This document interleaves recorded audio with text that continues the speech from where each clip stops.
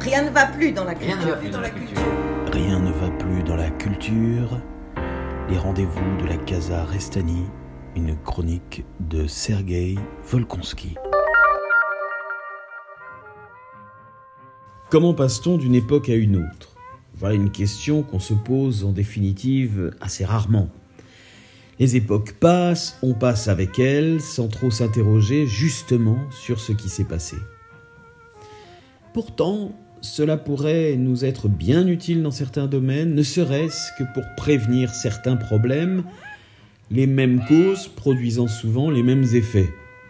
Dans l'art, qui est un secteur malheureusement très concurrentiel, on est presque obligé de se poser cette question pour trouver des échappatoires à la routine des modes. Ce thème du passage, de la mythologie grecque à nos jeux vidéo, hante la pensée et la création.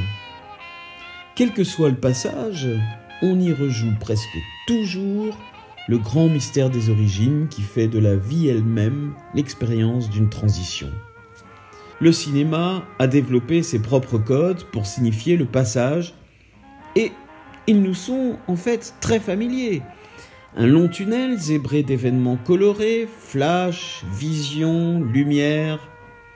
Je me souviens dans mon enfance avoir été fort impressionné par 2001, l'Odyssée de l'espace de Stanley Kubrick, en particulier la longue séquence de la Porte des Étoiles, dont vous vous souvenez sans doute, si singulière avec l'envoûtante musique de Gheorghi Ligeti, Atmosphère. Alors c'est une suite d'images un peu psychédéliques, le film date de 1968.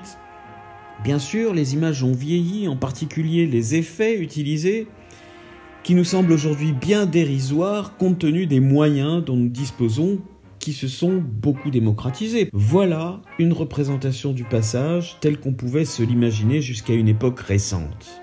Alors, en quoi cette représentation a-t-elle changé? Le temps s'est accéléré. Aujourd'hui, le cinéma n'utilise plus qu'un simple raccord cut pour signifier qu'on change de dimension.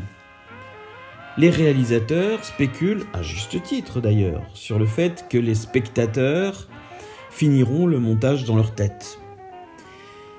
S'il s'agit d'évoquer un changement d'époque, le passage du noir et blanc à la couleur n'aura bientôt plus de sens parce que nous sommes presque tous nés dans le régime de la couleur. Le passage, comme tant de choses, est culturel. Il est tissé de récits, de références.